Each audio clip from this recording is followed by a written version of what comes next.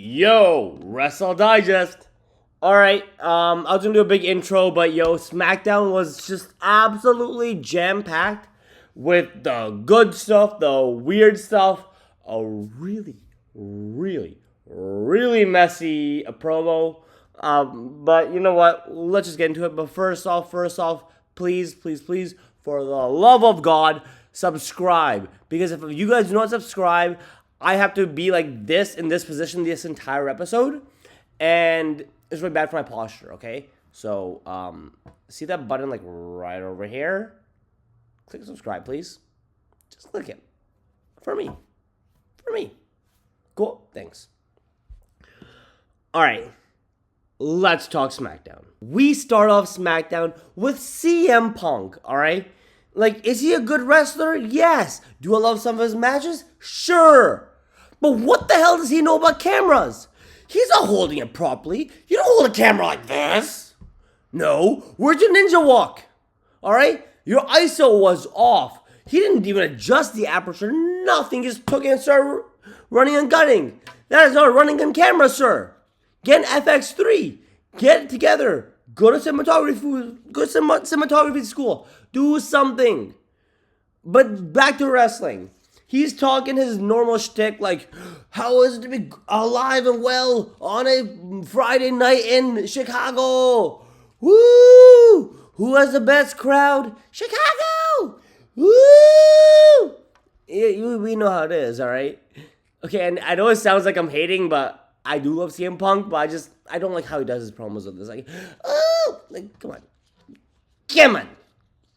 on, Punky, you're much better than that. Come on. But I digress.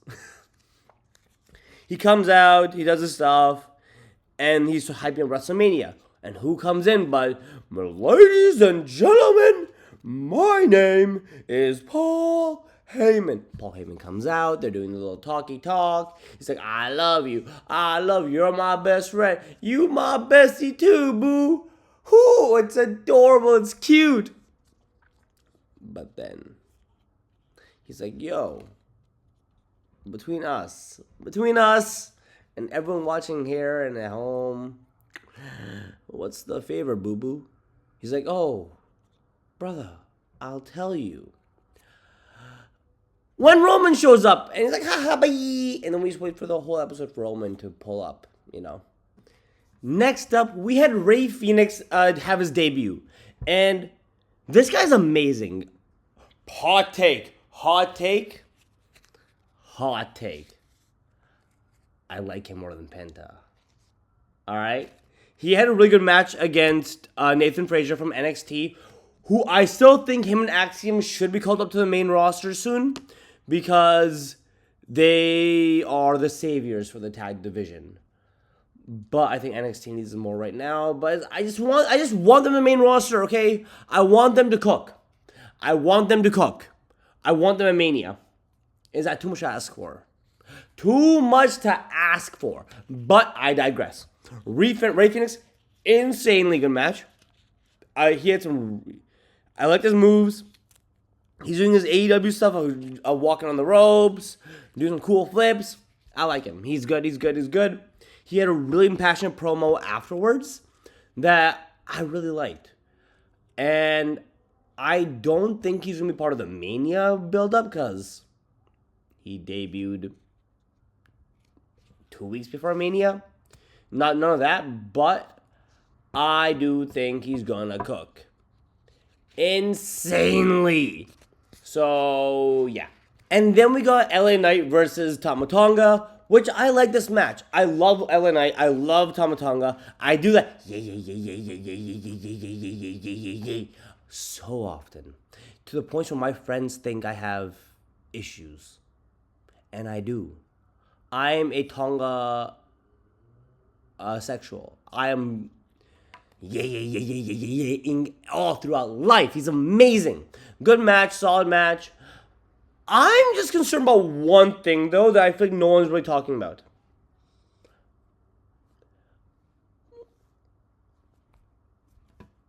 What are they doing with Solo? Like, I know they're probably they're building up to Solo versus Jacob, But like, what's the long term?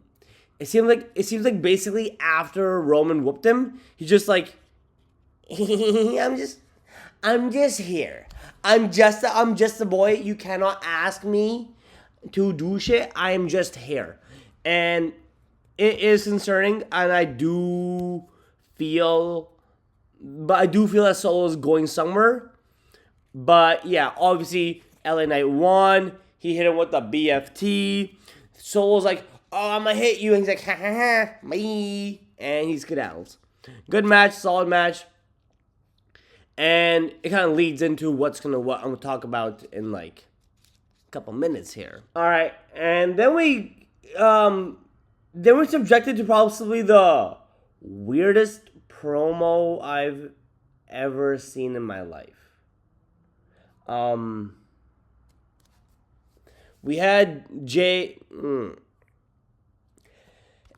and then we got subjected to the weirdest promo battle I've ever seen in my life. I'm sorry, it was so weird.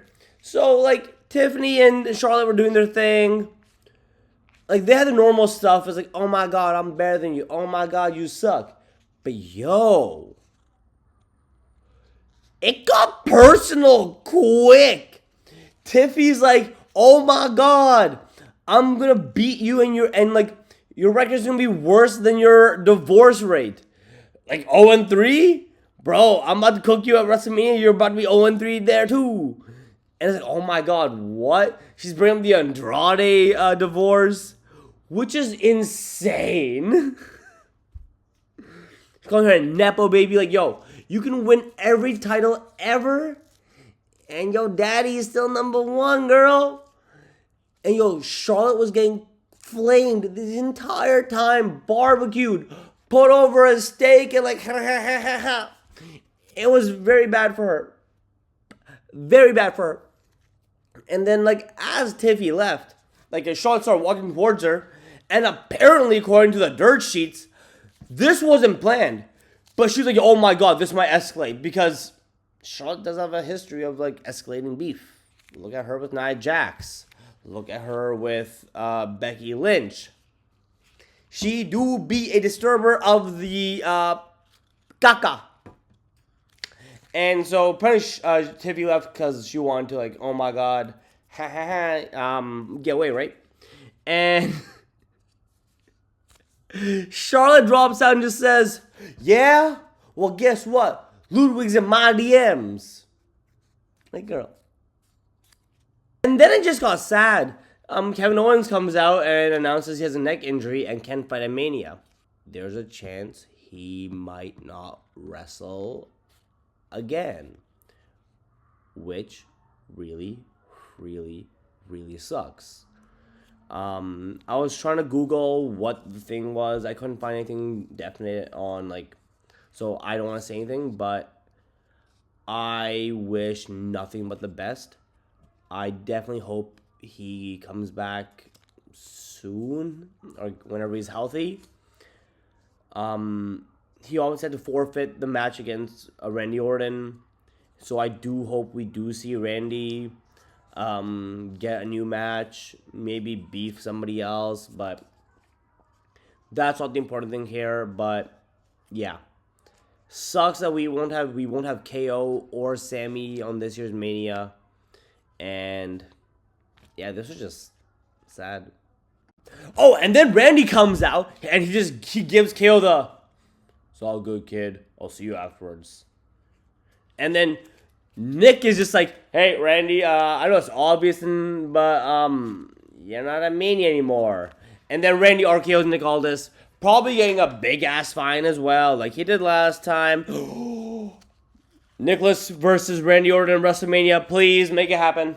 Oh yeah, and then we got basically what I think is going to end up being like the biggest heater at Mania, which is, it's not announced, but it's so obvious they're going to make a giant ladder match for the tag titles this year. At least for the SmackDown titles. Because everyone be beefing right now. We have the Motor City Machine Guns. We have DIY. We have the Street Profits. We have Pretty Deadly. We have Him. Or, yeah. Yeah. They had a match. Oh, and they have the guards as well. I am pretty sure what's gonna happen is next week or the week afterwards, they're gonna have a big brawl. Nick Aldis like, you know what? I am sick and tired. Put them up and fight for the titles in the air. Because, yo, that's gonna heat. And if you want to, sure, put the Lucha Boys together for this. But that's probably what's gonna happen. Good match. And I'm excited to see what comes from this. And then we just had a little of a beatdown, basically. Naomi comes up for a match against B-Fab. And then Jade comes like, whatever, whoops her. And like, you know what? You suck. Beats her down.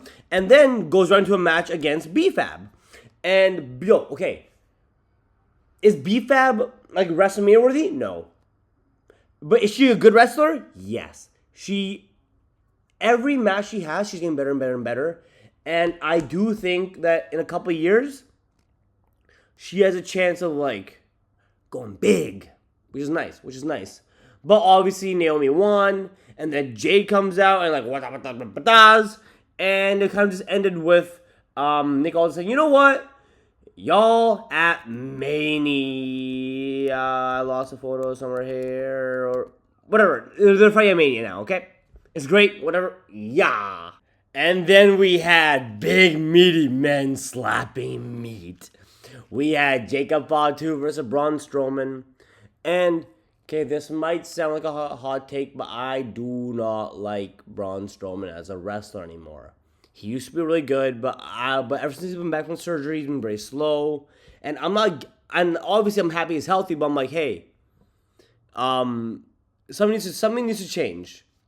But this match here changed me. I'm like, I'm back. I like him again. He changed my mind. Jacob Fatu's obviously amazing. Beat my boy down. Put him through a table and won. And now we got Jacob Fatu versus LA Knight at WrestleMania, baby. Jacob Fatu! And I do believe this is going to end up with a Jacob versus Solo feud. Either a Backlash, SummerSlam. But I do have Jacob Fatu winning this. Obviously, LA Knight cannot even begin to fathom the beatdown he's about to get from the Samoan Werewolf. It's going to be amazing. I have to buy a Jacob Fatu merch now because he's going to murder him. I'm so excited. And finally, the show ends.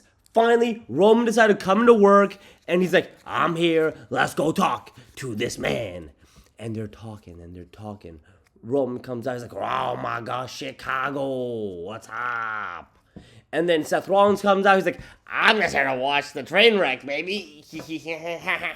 And then Punk comes out, looking amazing, looking nice. He's a pretty man. He's a pretty man. And he's like, my favor is, I don't care about anything else, but your wise man, that's mine now, buddy. Everyone's like, wait, what? What do you mean? He's like, yeah, I want your wise man to be in my corner for WrestleMania. And see, Roman can't do anything about this. Because even before anything happened, before Roman even showed up today, Paul said, yeah, whatever you say, Punk, the answer is yes, but just let me know what it is. And then Roman's like, yo, you're kidding, you're joshing, you're trolling me, homie. My wise man's not coming to you. And what happens? Paul Heyman puts on a nearly, like, Oscar-worthy performance of tears. He's like, I'm sorry, my tribal chief. I can't say no. And Roman's getting his face like, what? I saved you. You're relevant because of me. I'm the tribal chief. He's in his face. Punk's like starts bashing at him. And Seth is just like giggling, like, ee! And Roman gets knocked out, and with a big bunda, big booty. And yeah, that was SmackDown. Insanely good show. I was a big fan of it, and I cannot, for the life of me, wait to see where this goes. How, like, we have 2 weeks left until Mania. But what are they going to do in the next 2 weeks? What's happening in 2 weeks? Who's winning? Is this the end of the Paul Heyman Roman stuff? Does Paul just show up next Friday after Mania like, hey guy, hey Roman, remember me? We still besties? Like, what's going to happen? But yeah, SmackDown was crazy. A lot of storyline implications happening, and we're gonna see where this goes. As always, it's mcdonagh Broad. This is Wrestle Digest, and once again, subscribe, please. Thank you. Goodbye.